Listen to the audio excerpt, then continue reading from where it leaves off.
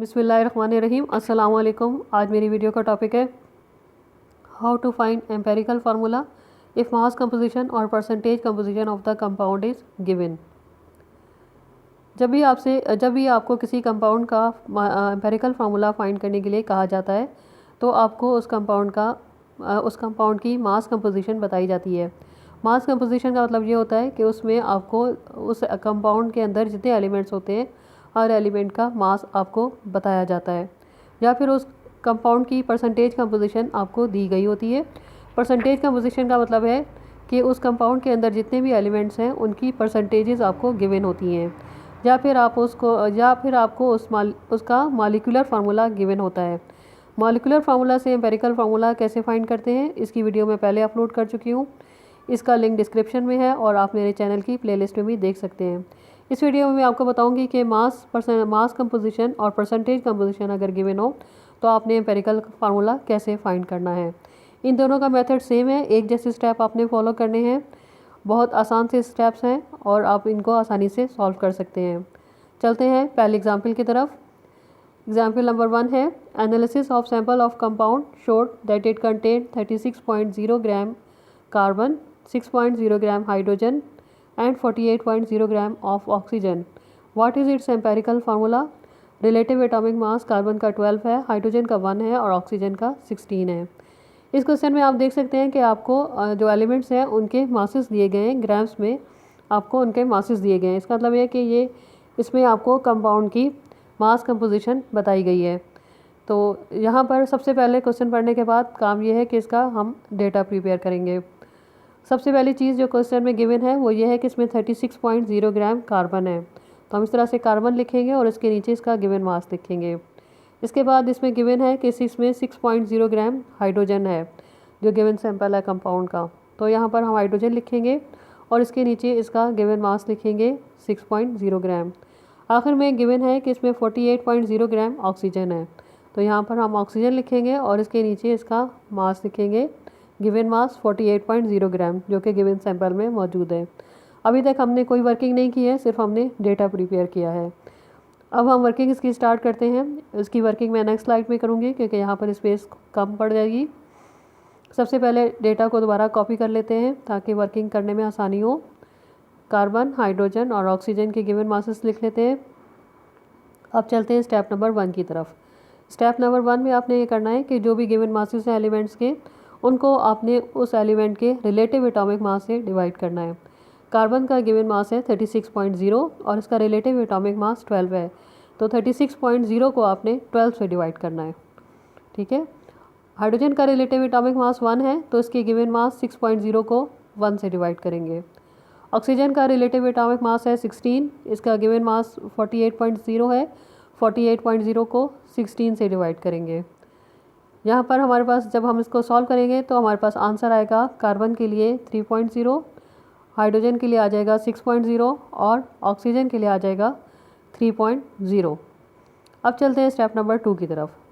Step number 2 में आपने ये करना है कि ये जो नंबर्स हमारे पास आए हैं इनको आपने कंपेयर करना है। इनमें जो सबसे छोटा या लीस्ट नंबर है उसको लेना है आपने और हर नंबर को उस नंबर से डिवाइड करना है।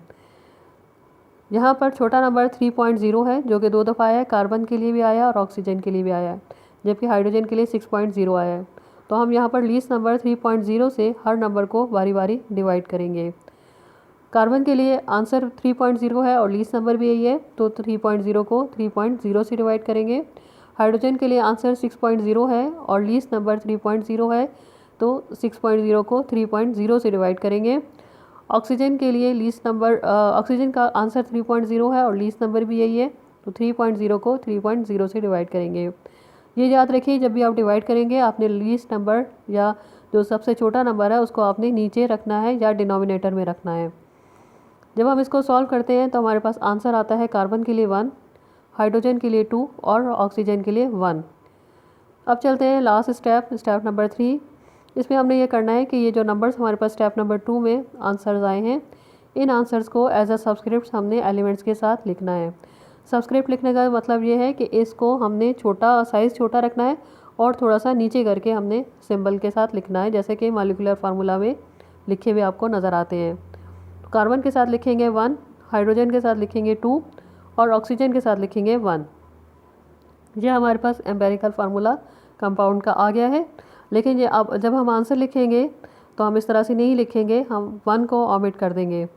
याद रखिए, जब भी एम्पेरिकल फार्मूला या मॉलिक्यूलर फार्मूला लिखा जाता है, इसमें 1 को एज अ सब्सक्रिप्ट नहीं लिखा जाता, इसको ओमिट कर देते हैं। तो आंसर हमारे पास क्या आ जाएगा? आंसर हमारे पास आएगा CH2O। C कार्बन के साथ और ऑक्सीजन के साथ 1 को हमने आंसर में नहीं लिखना है। अब चलते हैं एग्जाम्पल नंबर 2 की तरफ। इसमें पूछ रहे हैं, analysis of sample of hydrocarbon showed that it contained 92.3% carbon and 7.7% of hydrogen, calculate its empirical formula. Relative atomic mass carbon का 12 है और हाइड्रोजन का 1 है। अब यहाँ पर आपको देख सकते हैं कि आपको एलिमेंट्स की परसेंटेज दी गई है, ठीक है, ग्राम्स नहीं है, परसेंटेज है। यहाँ पर परसेंटेज कंपोजिशन है कंपाउंड की आपको बताई गई है। पहले हम इसका डेटा तैयार कर लेते हैं। पहली चीज़ जो गिवन है वो ये है कि इसमें 92.3% कार्बन है। हम कार्बन लिखेंगे और इसके नीचे इसकी परसेंटेज लिखेंगे 92.3%। फिर इसके बाद इसमें गिवन है, इसमें 7.7% हाइड्रोजन है, तो इसमें हाइड्रोजन लिखेंगे और इसके नीचे इसका गिवन परसेंटेज लिखेंगे 7.7%। ये हमारा डेटा प्रिपेयर हो गया। अब हम वर्किंग स्टार्ट करेंगे। वर्किंग हमने सेम उसी तरह से करनी है जैसे हमने पिछली एग्जाम्पल में की थी। आपने कंफ्यूज नहीं होना कि आपको परसेंटेज दी गई है तो कोई और डिफरेंट मेथड होगा, नहीं, आपने उसी मेथड से करना है जिस तरह से आपने मास कंपोजिशन के लिए किया था। दोनों का मेथड सेम है, वही सेम स्टेप आपने यहाँ पर फॉलो करने हैं, वही तरतीब याद रखनी है आपने। सबसे पहले स्टेप नंबर 1 है। स्टेप नंबर 1 में हमने क्या करना है, ये हमारी जो परसेंटेज दी गई है 92.3 और 7.7%, इनको हमने इनके जो एलिमेंट्स हैं उनके रिलेटिव एटॉमिक मास से डिवाइड करना है। कार्बन का रिलेटिव एटॉमिक मास 12 है, इसकी परसेंटेज 92.3 को हम 12 से डिवाइड करेंगे। हाइड्रोजन का रिलेटिव एटॉमिक मास 1 है, इसकी परसेंटेज 7.7 को हम 1 से डिवाइड करेंगे, हमारे पास आंसर आ जाएगा 7.7। कार्बन के लिए आंसर आ रहा है 7.69। अब चलते हैं स्टेप नंबर 2 की तरफ। स्टेप नंबर 2 में हमने ये करना है कि ये जो नंबर्स हमारे पास आए हैं पहले स्टेप में 7.69 कार्बन के लिए और 7.7 हाइड्रोजन के लिए, इन दोनों नंबर्स को कंपेयर करेंगे। जो छोटा नंबर है उससे हम इन दोनों नंबर्स को डिवाइड करेंगे, छोटा नंबर या लीस्ट नंबर। तो लीस्ट नंबर यहाँ पर जो नज़र आ रहा है वो है 7.69। तो 7.69 से हम इन दोनों नंबर्स को डिवाइड करेंगे और लीस्ट नंबर को मैंने पहले आपको बताया कि डिनोमिनेटर में रखना है या नीचे रखना है। तो यहाँ पर हम 7.69 को जब 7.69 से डिवाइड करेंगे आंसर आ गया 1।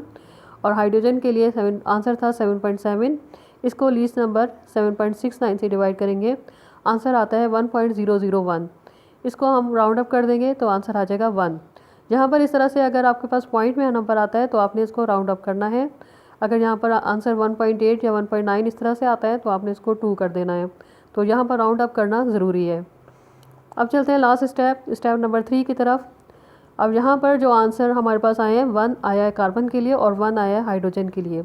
इस 1 को एज अ सब्सक्रिप्ट हम दोनों एलिमेंट्स के साथ लिख देंगे। कार्बन के साथ भी 1 आएगा और हाइड्रोजन के साथ भी 1 आएगा क्योंकि दोनों के आंसर 1 है। तो इस तरह से ये फार्मूला हमारे पास एम्पेरिकल फार्मूला आ गया है कंपाउंड का। लेकिन जब हमने आंसर लिखना है तो हमने 1 नहीं लिखना, आंसर देना है तो हमने लिखना है CH, यानी कि हमने 1 को नहीं लिखना है। तो इस तरह से इन स्टेप्स को आप याद कर लें कि पहला स्टेप कौन सा है, सेकंड और थर्ड। तो आप आसानी से एम्पेरिकल फार्मूला फाइंड कर सकते हैं। और इन स्टेप्स की तरतीब को याद रखने के लिए आप ये करें कि इस तरह के 3-4 क्वेश्चंस आप एक साथ सॉल्व करें। ये क्वेश्चन आप बुक में भी निकाल सकते हैं और आप पास पेपर से भी ले सकते हैं।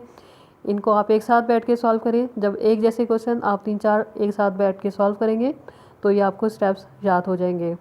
अगर इसकी वर्किंग में आपको कोई डाउट है तो आप कमेंट से पूछ सकते हैं। आई होप कि ये वीडियो आपको समझ में आई होगी। Thank you. अल्लाह हाफिज़।